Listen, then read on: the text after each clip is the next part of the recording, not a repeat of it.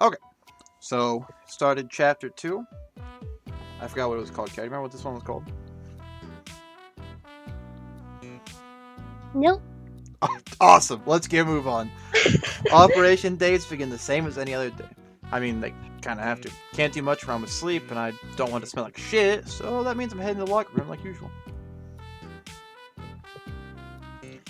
There is an intangible difference when we're getting ready for an operation instead of a normal work day, and I'll say that. The locker room has an air of tension to it, in addition to the usual odor. People are giving each other nervous glances or cracking bad jokes to calm their nerves. I mean, it's not like anyone expects to die or anything. Superheroes don't kill. One of the perks of being on this side of it. Still, getting hit in the head enough times has consequences. As Mace found out. Or the legs, if you ask John Kess. So, I mean, either right to be nervous. Shit, I know I am. Not Dave, though. He's actually excited about the whole thing. I know, big shock. Just blew your mind. Morning, buddy. You know what today is? Yeah, it's, Operation Day! Oh boy, I'm so excited. I've got that tingly feeling in my bones. In your bones. I love the way you said that. That's so good. well, that's more than I needed to know. Aren't you excited too? I hear this is a big one. Sometimes I wonder if Dave makes his little slips on purpose just to screw with me.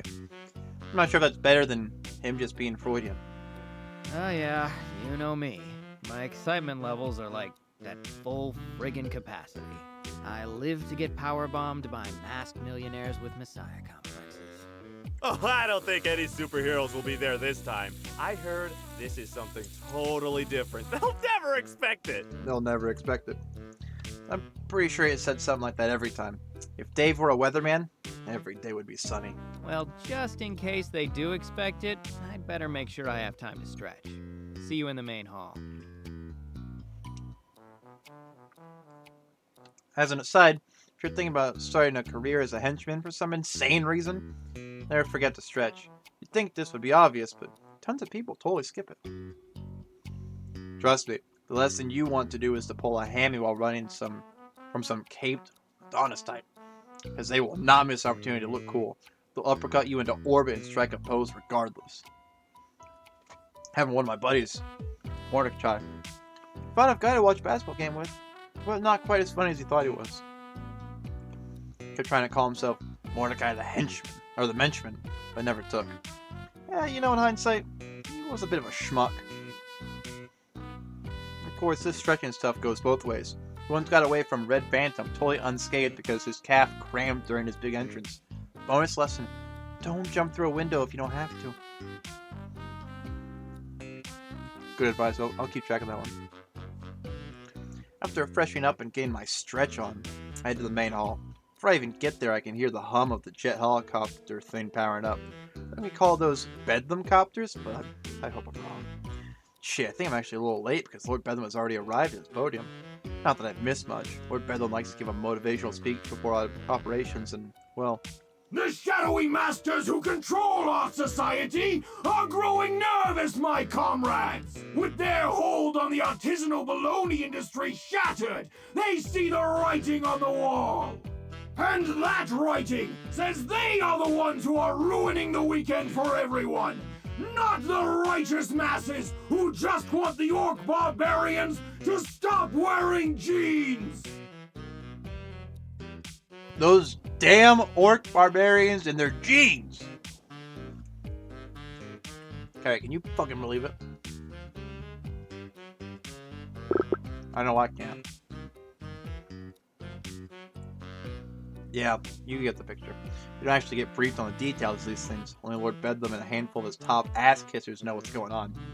Need to know basis, I guess. I know that each and every one of you are dedicated to our noble cause, and that you will follow both my own orders as well as your captain's without question. Seriously, no questions, no chit-chat, and no scuttlebutt. If you're all being a bunch of chatty-Cathy gossip queens, then it makes us look bad, and we need to look our best today. What? Who are we impressing? The rent-a-cops at whatever place we're sticking up certainly won't care. Besides, How professional can we look in purple spandex? Now go forth, my comrades, and let loose the hounds of our endless parade of glory! Can't believe Stan is dissing purple spandex. So true. Yeah!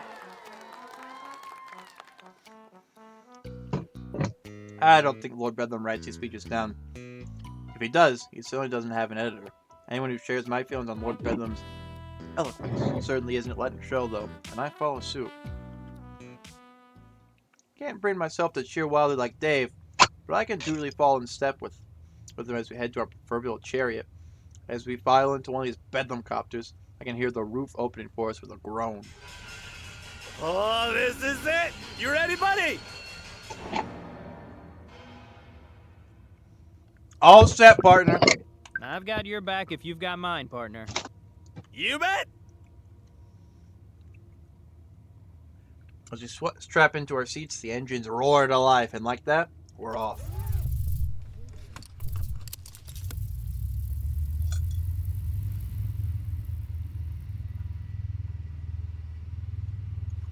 Wherever we're going, it's further away than usual. The flight is getting kind of long. I'm not the only one that realizes it either. Some of the guys have been exchanging confused looks. Eventually, though, the pilot makes an announcement. Alright, meat shields, put on your makeup and hold on to your eyeballs because we're in the pipe and going in hot! I don't like this part. Actually, we're third in line in, so we're in a holding pattern for a bit. Then we're balls to the wall with foils locked and guns blazing! Woo! Woo! Yeah! I like this guy now.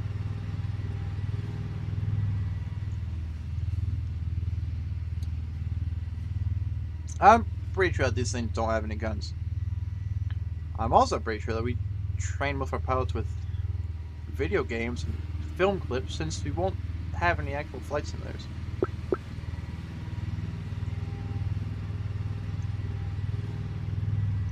Yet through some miracle, we don't crash during our descent and move to join the henchmen that are already on the ground.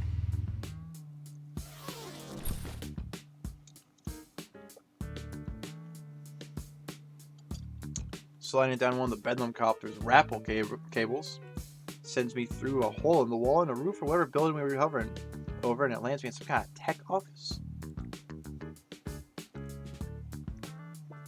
No, this was an office. Well, a hole in the roof isn't the only one. There are at least 3 that I count, one for each Bedlam copter, I guess.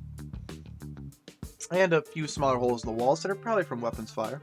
A lot of the equipment has been wrecked, but what's left looks impressive. There's definitely fancier stuff than usually appropriate. Can't figure out what it is, though. Robotics? App development? I'm not sure. Most of the other henchmen seem to have moved on, but half a dozen stand guard over a few scientists that have been rounded up.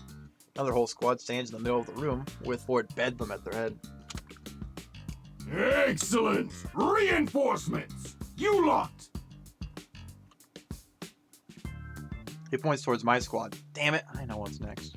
You shall remain here as our rear guard! The rest of you, with me! No problem, Lord Bedlam. You heard him, squad! We're the rear guard, and the rest are going with him! That last part isn't really relevant to us, but I just wanted to make sure you heard. There's a cheer from the other squads, and they rush to join the others. They follow Lord Bedlam through a nearby door and out of sight. The rest of us aren't cheering. Here's the thing about being a rear guard. You're guarding the entrance and exit, right? That's why your job is pretty uneventful if nothing goes wrong. You're also the first line of defense against outside interference. You follow me? If a superhero shows up, we are the ones they'll run to first. Or run over, to be more accurate. Oh boy, the rear guard!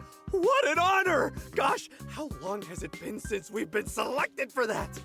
Last year, I think. Some lady with wings broke your clavicle. Oh, right! I sacrificed my body for the Oops, I mean, I skipped that. He sacrificed his body so we could rob a smartwatch factory. Not even the good ones. Just some cheap knockoffs. Looks like they came with a kid's meal. Hopefully Lord Bedlam's glory will come sacrifice-free this time. But if it doesn't, we'll be ready! Right, team? Sure, sure.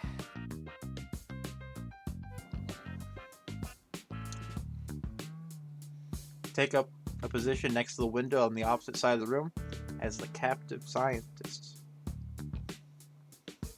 We take on the opposite side of the room as the captive scientist. I want to be as far away from them as possible. Sure, we'll let them go and relieve, but that's one thing we do that really bugs me. Stealing is, whatever. It's just stuff. Taking hostages? That can't be a fun thing to go through. I pull my stun baton from my belt and start messing with it, take my mind off the scientist. Plus, I need to make sure it works. Sometimes these things short out and I have a feeling I'll need it. This place is big time. It just got that feel. That means we're going to attract attention, and that means... Suddenly, something explodes through the wall to my right. Dave and I are flung forward and tumble to the floor. Quick as I can, I scramble to my feet, grasping my baton. However, as I turn to face towards the source of the explosion, my jaw drops. My superhero showing up isn't a surprise, but that's Shining Nova! Shining goddamn Nova! As in the person that took down the Skull Syndicate and went toe-to-toe with Dr. Calamity's Supreme Ultra Death Bot. Not the shiny Nova. Oh, dude, we are screwed. We are completely screwed. Time's a factor here, so I'm only gonna say this once. There's no way you can beat me. That means you can either give yourselves up or get your asses kicked. Your call. I can't make it for you.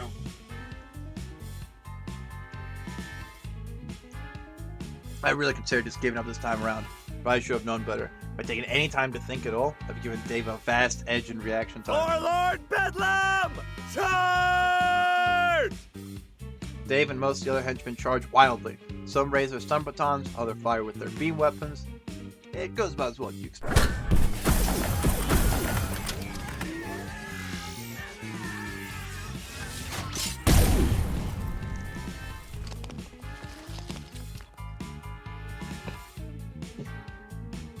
The henchmen that are left seem to be fleeing.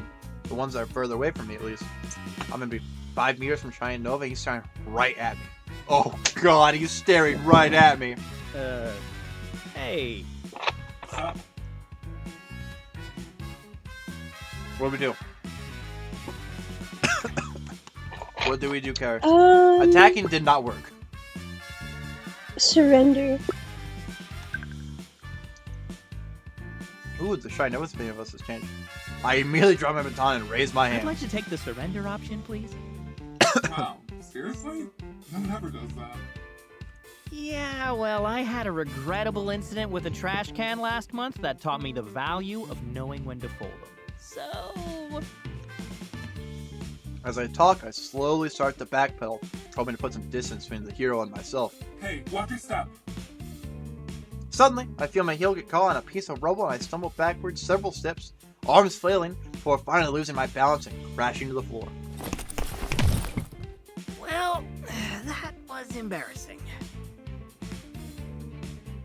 I'll say, if you weren't attacking a high-security research facility and holding its workers hostage, I might just feel bad for you. Okay, yeah, fair point. Wait, the hostages. As I look around, I realize just where I've landed. A few yards to my right are the engineers that Lord Bedlam took as captives. Not far to my left is a door leading further into the facility. They're still tied up, so they can't escape. Maybe that's why Nova isn't rushing to finish me off. Fear for their safety. To be honest, I have the exact same fear. This is just a job. I don't want to hurt these people. Then again, Nova doesn't know that. Maybe I could bluff my way out of this. Or should I just make a break for the door and hope for the best? Whoa, okay. This guy's really good. So I feel like he's gonna catch us if we make a break for it. But if we threaten the hostages, this guy's gonna fucking hate us. Make a break. Do you think so? Okay. Definitely better just make a break for it. I don't want Shining Nova to blast me, but I don't want these people to get caught up in the crossfire either. They've had a bad enough day as is. So I weigh my options, Shining Nova steps forward, and a hatch opens on the mechanized hero's wrist, revealing a small dark guy. Alright, look, I don't want to injure you, but I can't exactly have you running around causing trouble either. So if you hold still.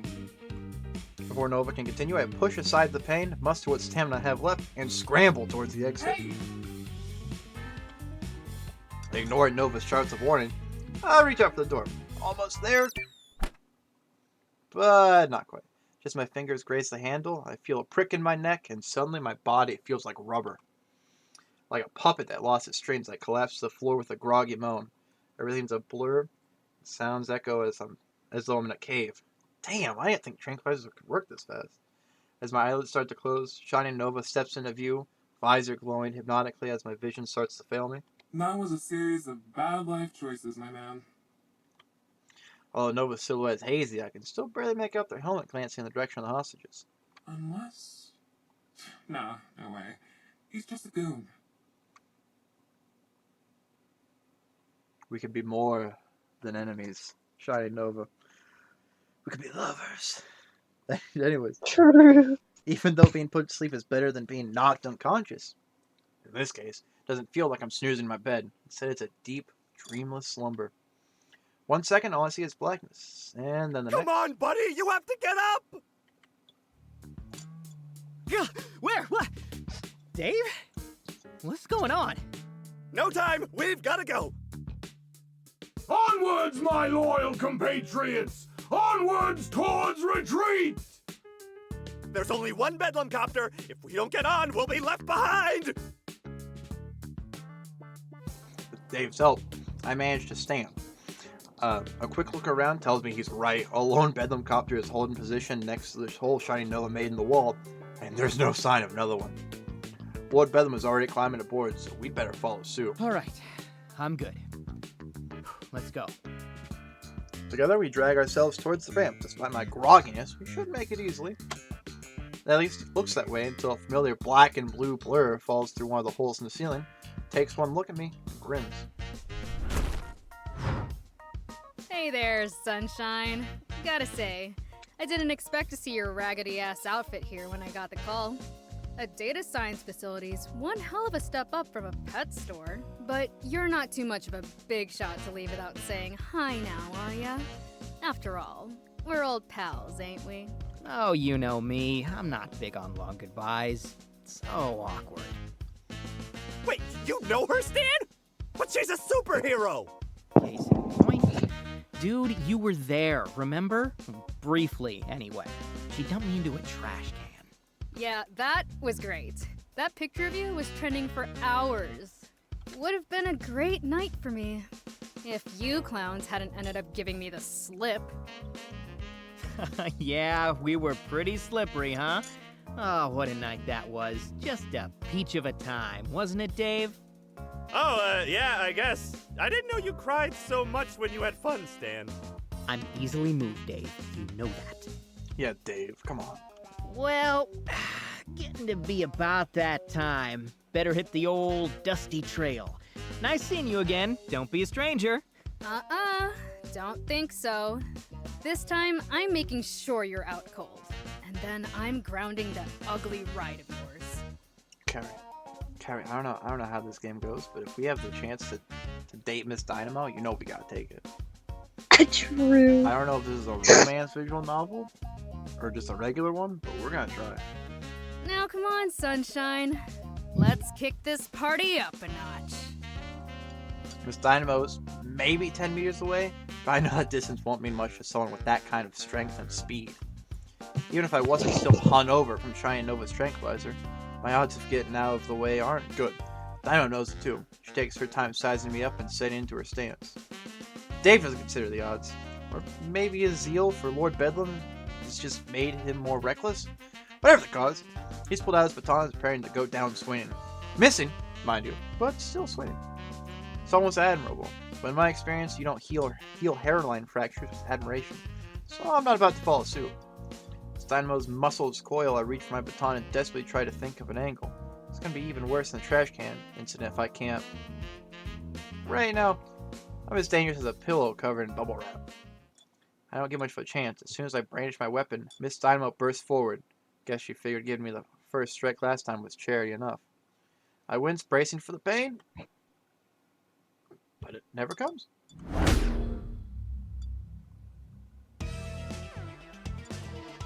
Instead, Dynamo's fists collide with a glowing red energy sword, held by an unfamiliar woman in a red and black catsuit. The blow is so strong that if the weapon pulses, I can feel the ground shake. Even so, the mystery woman barely gives any ground. She angles the energy blade to turn into more of a glancing blow and steps back to ready herself, but it still looks effortless. Tisk, tisk. These aren't your toys to break anymore, child. Scorpion, what are you doing here? I just told you. These are my playthings now. If you can't play nice, then I'll have to take them away. You never pay attention, do you? Not even the slightest bit. Don't you ever tire of it? The ignorance? Shut up! Miss Dynamo violently breaks a deadlock and leaps back. The woman in the cat suit, Scorpion, does the same, but somehow more gracefully. Holy shit, where'd she even come from? She was so fast I barely saw it. She's going to be a ballerina. I stared dumbfounded, momentarily forgetting about escaping. It's not often you see something like this when you work for a guy like Lord Bedlam. A victory for us usually means a distraction or an escape. The Scorpion Lady is going toe-to-toe with a powerhouse like Miss Dynamo. God help me, it seems like she could actually win. Temper, temper, child. Stop calling me that! But you are. Listen to yourself. If you're not careful, you'll have another tantrum. And then who will have to clean up your mess this time? Oh, it won't be you. Don't worry. Nah, you're gonna be the mess. What's left of you, anyway. Promises, promises. Always promises with you. Never once delivered. Fucking got him, dude. Beyond a grunt of frustration, Dynamo's retort this time is physical. She rushes right at Scorpion, who follows suit, sword whirring. Except the first move is no fluke. Dynamo's dish out most of the offense, but none of it is connecting. What Scorpion can't avoid outright, she's redirecting with her sword. It's like watching a dance, but fast forward it to 5 times normal speed, and the high chance of broken bones or dismemberment. So as astonishing as it looks, I'd take this chance to get the hell out of here. Come on, Dave. We've got to go. What? And miss this chance to bring even more glory to Lord Bedlam? He told us to retreat, remember? You wouldn't want to disobey Lord Yeah, Bedlam, Dave. would you? No, definitely not. Gosh, I can't believe I forgot. Thanks, Dan. You're a good friend. Sure. I'm the best. Thank me when we're on the way back, man. Together we rush to the ramp as fast as we can. My legs aren't exactly steady yet, so it's a little more of a zigzag than a straight line, but we make it just before they close the doors. Christ, that was a lot closer than usual. Apologize for my squeaky chair, by the way. Now that I'm inside the Bedlam copter, I find that it doesn't have much room to spare. It's definitely over capacity. I guess that's good. That means more than a third of us made it out. On the other hand, that means that almost 2/3 of us... Bedroom copter. Huh? What, Carrie? The thing made your Dialogue box? yeah, your dialogue box typed it as bedroom instead of bedlam. Ah, gotcha. But on the other hand, that means almost 2/3 of us didn't. Jeez, never had to leave so many people behind before. Kind of surreal. Feels like I'm in a war movie. What the hell was this place? Miss Dynamo said something about a data science, which would explain all the computers. So you're after information? Weird. It's way too cutting edge for Lord Bedlam's modus operandi. Must have been important information too. Why else would not one, but 2 superheroes show up to stop us? Shine Nova alone would have been a done deal. A big deal. But Miss Dynamo too? Dynamo has noticed some of it a little for fun, as I found during that pet store debacle. But I thought Nova was exclusively working on national level threats and crisis response now. Maybe it has something to do with that Scorpion woman. Never heard of her before. Which is maybe the weirdest part of this whole thing. Someone like her should have gone viral at some point. I'm not sure what to make of it. Well, I hope whatever Lord Bedlam got from there was worth it. Close my eyes and breathe a sigh of relief as I feel the Bedlam copter leave this place behind. Between the surprise guest and the suddenly downsizing, this one operation day I'll be happy to forget. Bam! Issue 3, The Rookie, coming up next. Whoopah!